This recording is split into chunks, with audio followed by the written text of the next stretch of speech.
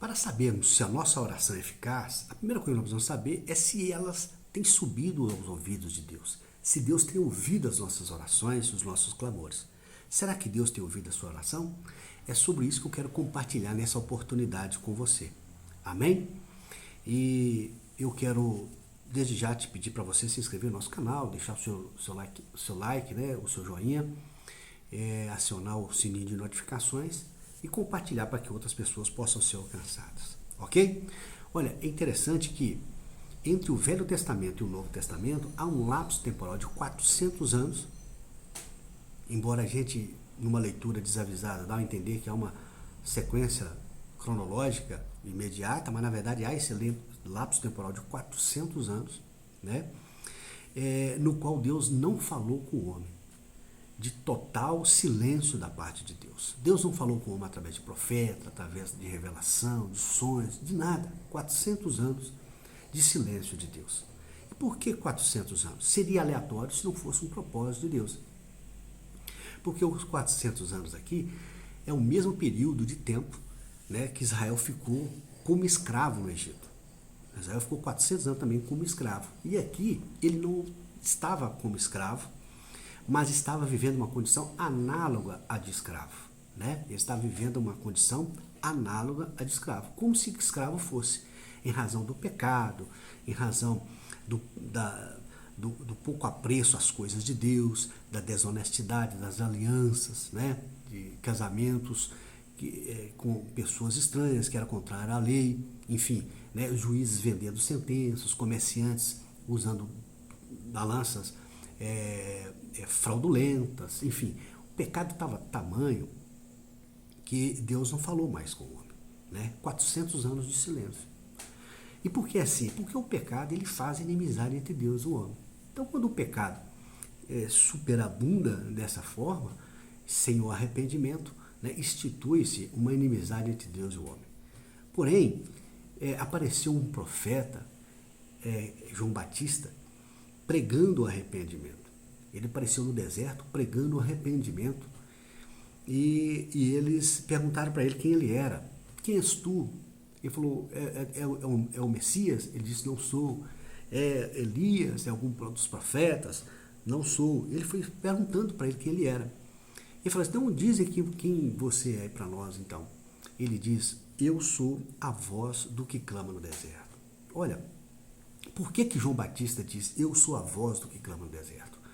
Porque João Batista, como eu disse, cujo único tema que ele pregou foi sobre o arrependimento, ele sabia que é exatamente o arrependimento que iria quebrar o silêncio entre Deus e o homem, que ia religar, restabelecer a amizade de Deus com o homem. Então, ao pregar o arrependimento, né, ele estaria colocando palavras, voz na boca daquele que clamava no deserto, daquele que estava clamando, peticionando, orando a Deus, mas que não era ouvido. Por quê? Como eu disse, o pecado faz inimizade e Deus não ouve a pecadores. João, no 9:31, fala que nós sabemos que Deus não ouve a pecadores. Ouve sim, a partir do momento que ele se arrepende. Então, João Batista, como ele era pregador do arrependimento, ele sabia que as pessoas, em se arrependendo, né, era como se ele fosse a voz daquele que estava clamando, porque a partir de então, né, ele seria ouvido por Deus. Amém? E é interessante que 2 Crônicas 7:14 também diz, se meu povo que se chama pelo meu nome, se humilhar, orar e buscar a minha face e se arrepender dos seus maus caminhos, então eu ouvirei dos céus, né? Perdoarei os seus pecados e sararei a sua terra. Ou seja, só a partir de então. Então, meu querido, para que nós possamos ser ouvidos diante de Deus, necessariamente nós precisamos passar por um processo de profundo e genuíno arrependimento. Amém? Talvez você tenha orado, você tenha gemido, você tenha clamado a Deus. Talvez você está num contexto de deserto. Deserto é tipo de luta, de provação, de dificuldades, né? Mas você vê que nada acontece. E talvez você estava em dúvida se Deus estava te ouvindo. É possível que não. É possível que Deus não está te ouvindo, porque lhe falta exatamente o arrependimento, né? Falta aquela condição de você voltar atrás, cair em si, largar as velhas práticas, o velho estilo de vida, né? A Bíblia fala que aquele que roubava não roube mais, aquele que, né, mentia não minta mais. Então, arrepender é fazer exatamente algo totalmente o contrário daquilo que você fazia. Amém? Então, o arrependimento coloca voz na boca daquele que está clamando no deserto. E a partir de então, essas orações são capturadas pelos santos ouvidos de Deus e elas produzem os frutos para o qual ela foi realizada. Amém? Essas são implicações do arrependimento. O arrependimento, ele desfaz a inimizade entre Deus e o homem. Ele interrompe esse lapso de silêncio entre Deus e o homem. Por mais que você esteja clamando, orando, mas sem arrependimento, é como se você fosse mudo diante de Deus. Infelizmente, é como se você não tivesse voz, é como se você nem estivesse orando. Porque não adianta você orar e permanecer fazendo as mesmas coisas, nas mesmas práticas, né? Incorrendo nos mesmos erros, sem haver um genuíno arrependimento da sua parte. Amém? Eu quero deixar essa palavra para você, em nome do Senhor Jesus. O arrependimento e as suas implicações. Implica na sua salvação, na autoridade para você orar, porque a partir do momento que você se arrepende, você tem as suas orações ouvidas por Deus. Amém?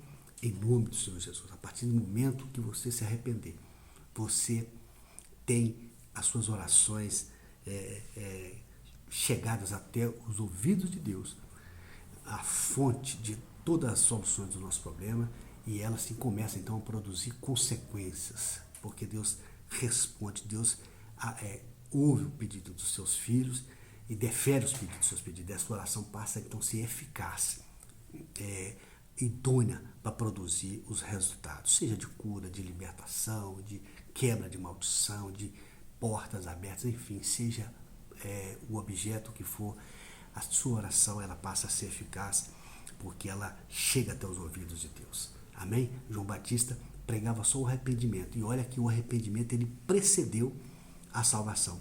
Primeiro João Batista pregou o arrependimento, na sequência Jesus vem e assume seu ministério público e a salvação entra em ação. Então, a partir do momento que você se arrepende, essa, como eu disse, é uma das implicações do arrependimento. A salvação entra na sua vida. A salvação que é Jesus, o governo de Jesus entra na sua vida. A salvação toma o lugar da sua vida. Mas enquanto não houver o arrependimento, Jesus não pode atuar. Por isso que ele esperou até que o arrependimento fosse pregado. Amém? Em nome do Senhor Jesus.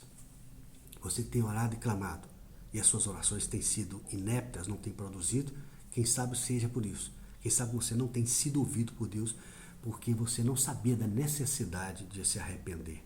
Amém? Que você seja tocado pelo Espírito Santo, que você se arrependa dos seus maus caminhos, em nome do Senhor Jesus, e você vai ver a eficácia das suas orações. Você vai ver o que uma oração de um justo é capaz de produzir. Amém? Em nome do Senhor Jesus. Antes de terminar, quero te pedir para você, reiterar, para você não deixar de se inscrever no nosso canal. Amém? Compartilhar esse vídeo para que outras pessoas possam ser alcançadas. E não se esquece, só o Espírito Santo de Deus pode conduzir o homem no caminho de toda a verdade e não apenas a um aspecto desta mesma verdade. Fique com Deus e até o próximo vídeo.